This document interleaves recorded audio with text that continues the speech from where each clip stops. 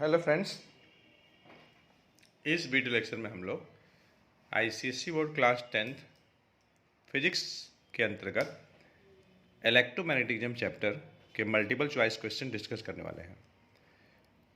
तो जो first question है कुछ इस तरीके से है, a current carrying wire produces, मतलब ऐसी वायर जो कि जिसके थ्रू करंट फ्लो कर रही है।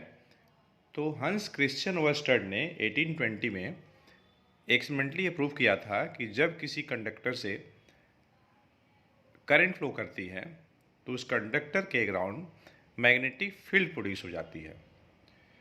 तो इन चार ऑप्शन में से ऑप्शन बी करेक्ट होगा, मैग्नेटिक फील्ड प्रोड्यूस होती है। Question number 2, the material of the core of a strong electromagnet. Electromagnet की बात हो रही है,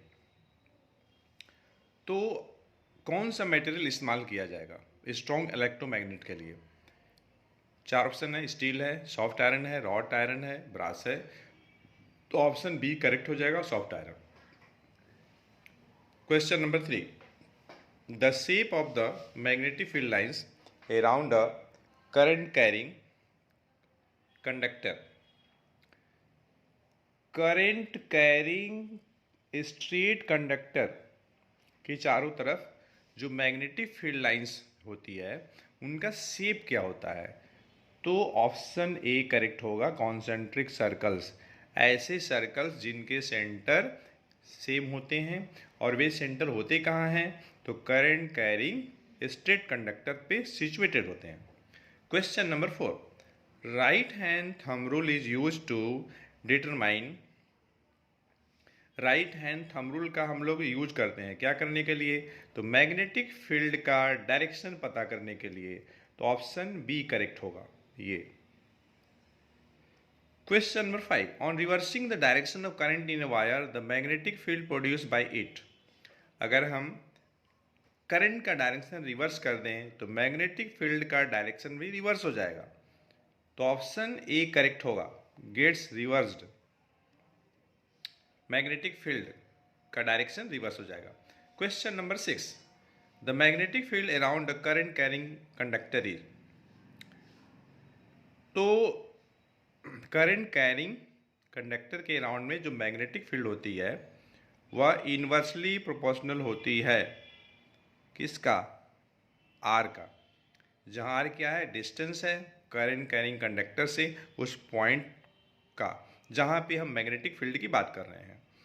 तो इसमें ऑप्शन बी करेक्ट होगा, option A wrong, option C भी रॉन्ग, ऑप्शन डी भी रॉन्ग। तो करेक्ट क्या होगा? Option B. अब लोग आते हैं next chapter means modern physics पे। तो ये है मॉडर्न फिजिक्स का मल्टीपल चॉइस क्वेश्चन। मैं इसको थोड़ा सेट कर लेता हूँ ताकि आपको अच्छे से दिख सके। ये आपको दिख रहा होगा अच्छे से।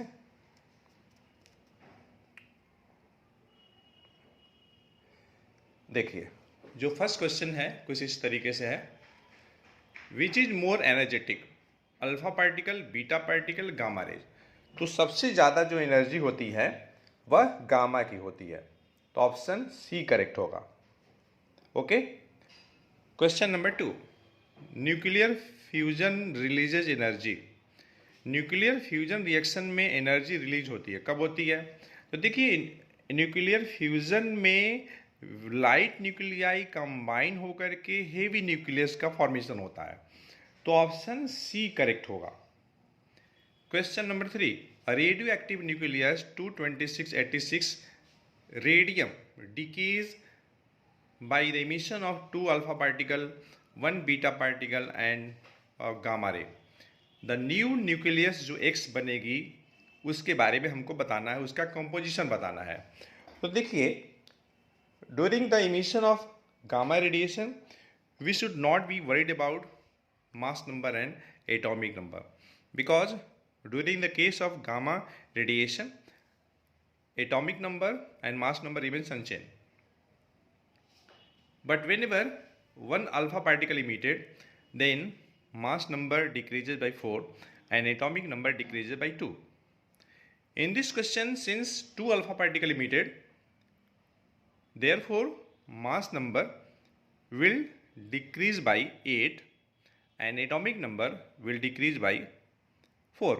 तो देखिए 226 है मास नंबर, 8 माइनस कर लीजिए तो 218 आ जाएगा। 218 देखिए यहाँ भी है, यहाँ भी है। अब लोग बात करते हैं एटॉमिक नंबर का। 86 माइनस 4 82 आ जाएगा।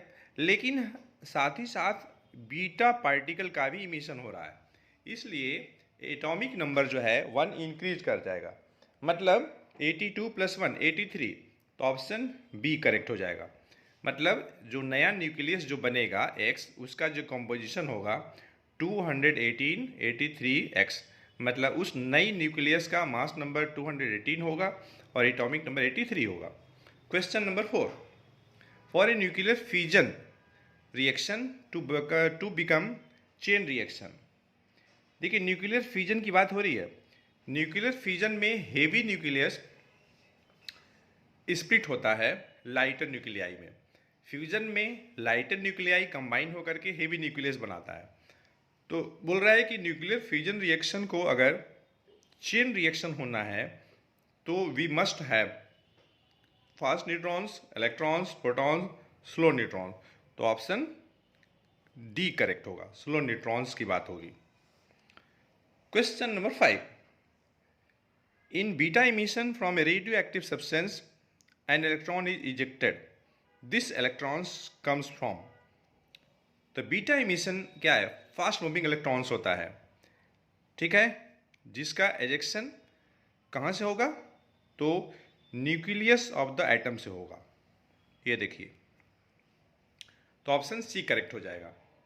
अब मैं आता हूँ नेक्स्ट क्वेश्चन, जो कि मॉडर्न फिजिक्स से ही है।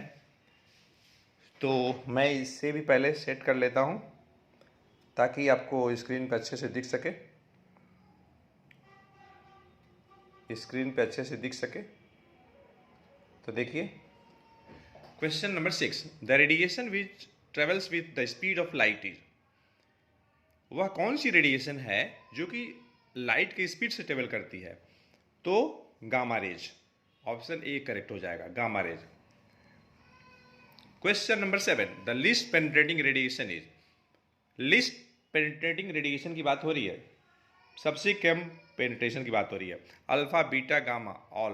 तो क्या ऑप्शन हो जाएगा? अल्फा हो जाएगा। सबसे कम, सबसे ज़्यादा जो पेनिट्रेशन होता है वो गामा का होता है, सबसे कम है तो अल्फा होगा।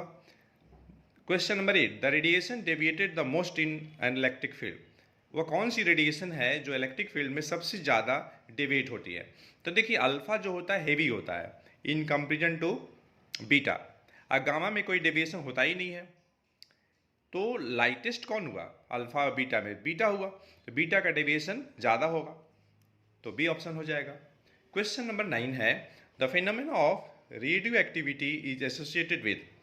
रेडियो एक्टिविटी क्या है? न्यूक्लियर फेनोमेना होता है। तो इसमें जो 4 ऑप्शन हैं उसमें जो फर्स्ट ऑप्शन है करेक्ट होगा, decay of nucleus. Question number 10, a magnetic field में be use to deflect. Magnetic field use किया जा सकता है डिफ्लेक्ट करने के लिए। पहला ऑप्शन है alpha beta and gamma, second option alpha and beta, third option alpha and gamma, fourth option beta and gamma. देखिए केवल सेकेंड को छोड़ करके बाकी सभी में बीटा गामा लगा हुआ है, गामा एसोसिएटेड है। और जबकि गामा का डिफ्लेक्शन होता ही नहीं है, चाहे इलेक्ट्रिक फील्ड हो चाहे मैग्नेटिक फील्ड हो। इसका मतलब ये हुआ कि जो सेकेंड ऑप्शन है अल्फा बीटा वो करेक्ट होगा, तो option B will be the correct. तो फ्रेंड्स इस वीडियो लेक्चर में इतना ही, हम लोग मिलते हैं नेक्स्ट वीडियो लेक्चर में एक अच्छे कंसेप्ट के साथ। अगर आप इस चैनल पे नए हैं तो एक्साइटिंग शॉर्ट्स और वीडियोस के लिए इस चैनल को सब्सक्राइब करें।